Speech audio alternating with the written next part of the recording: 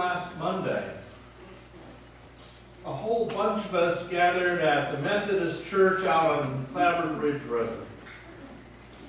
We had Christians, Buddhists, Jews, Muslims. We had the interfaith community of Danbury gathered as we celebrated Thanksgiving together. We listened to the preacher for the day, Bishop John Selders, who's a friend of mine from many years back. It's always nice to be able to sit in the pew and listen instead of being the one having to get up and talk. Of course, it's nice the other way around, too. But I always love those chances I have to sit and listen, to reflect, to be able to be part of the gathered congregation. And as John preached, his question that came again and again was, can we talk? Working in the theme of imagined civility. And how hard it is for us to talk to each other. Especially when we come to conversations with our guard up with our own preconceived notions. When we come wanting to tell people just what we think, but not wanting to listen so much to what they have to say. And so it was a delight for me to sit there in the congregation with clergy of all different stripes in our various vestments, and to even take a break in the service where we turned and talked. We talked about anti-Semitism. And I've got to say that that's a challenge, because the assignment that we had was to play roles. To maybe even take a position that we don't hold, just so that we could have a conversation with differences. And so I turned to the rabbi who was sitting next to me, and I found the words sticking in my mouth. And I was so delighted when he opened his mouth and he said, "Jews are such money grubbers." Words that I couldn't even formulate. And he did me the kindness of speaking those words that he has heard. And because he knew me, knew how hard it would be for me to say. There's something holy when we carry that burden. Because I couldn't look John in the eye and say that. And he knew that. It's a gift. When we speak on behalf of others, even when it's a role play. When we help others with their challenges.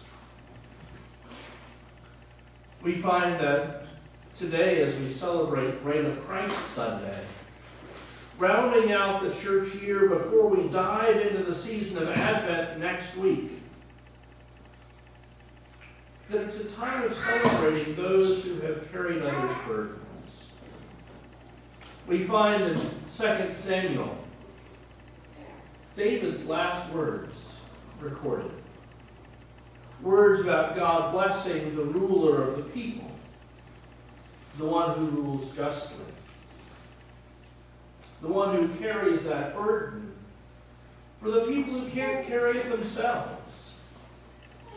That reminder that the gift of authority is really a gift of carrying the burdens of the weak. And then we turn and we find in John's Gospel a passage about kingship, where Jesus is before Pontius Pilate.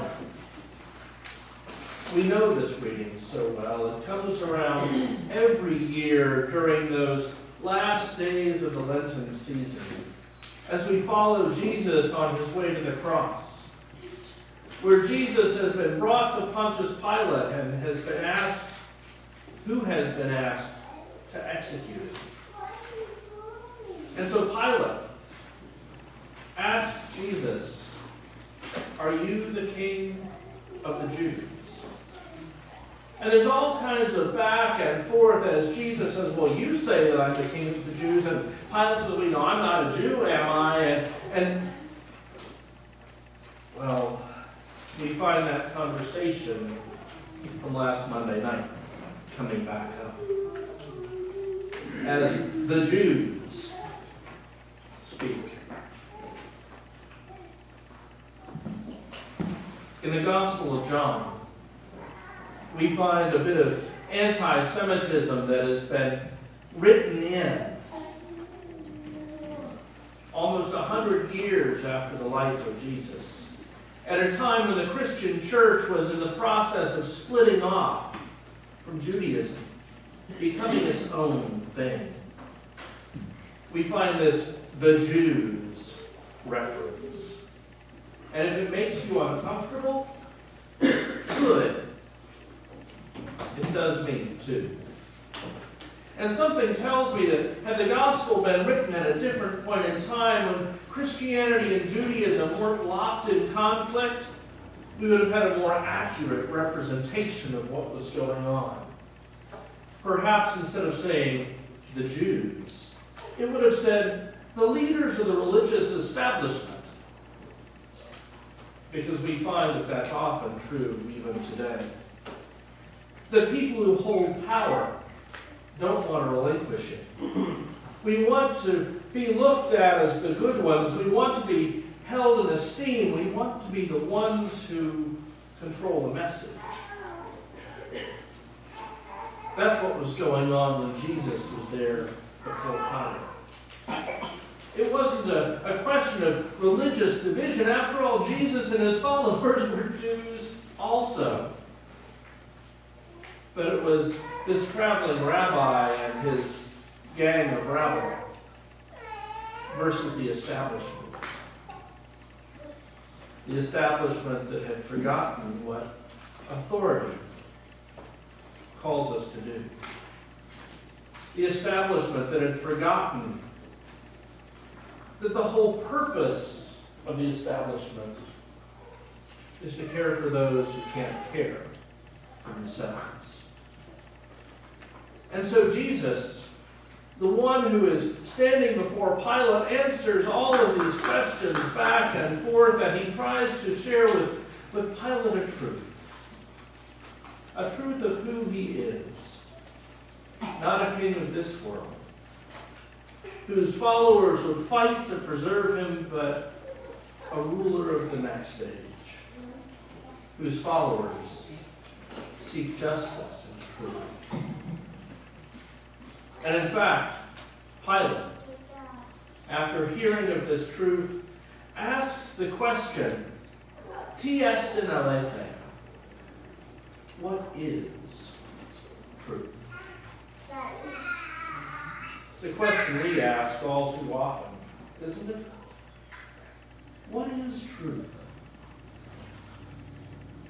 I don't know about you, but I remember a golden age when if someone said something, it was true. If it was on the news, you could believe it. When if the president said something, you knew that you might disagree with it, but it might at least be true. As a nation, we've entered an age where truth is relative. Where facts aren't facts. Where reality isn't reality. We sit down and we open up our web browser and we see people who have shared things that make us angry. And many of those things are designed to do just that. As they share something that touches our emotions, that makes us separate from people.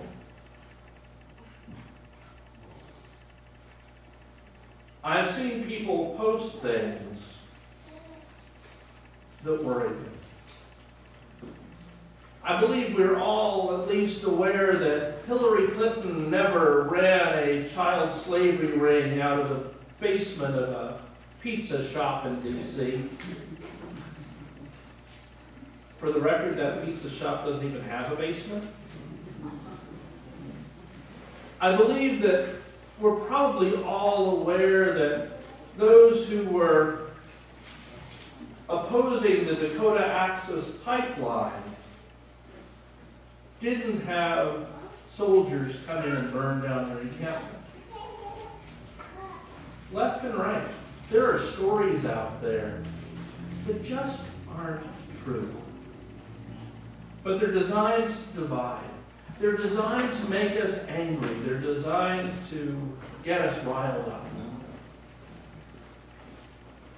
But you know, that's not how we function here. Here we live in a place where truth is important, even when the telling of that truth is challenging. Here in this church, we come together and we listen to each other for a truth that may be new to us, that may challenge our beliefs, that may make us stop and scratch our heads and say,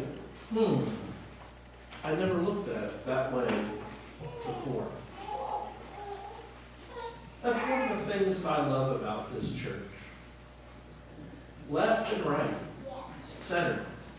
We come together as God's people, seeking truth, asking that same question that Pilate did, but instead of despairing as we ask, thinking that truth is unknowable, asking because we want to know what the truth is. We have different perspectives. God bless us, we have different perspectives. And that's okay. That's part of that gift that God calls us to share. As we wrestle with opinion and seek fact. For we come together as God's people, realizing that Jesus calls us towards truth. That Jesus calls us beyond ourselves. That Jesus calls us to bond together as one people, to care for the needs of those who can't care for themselves. That's what it means for us to follow Jesus as King, to follow Christ as the ruler of all creation.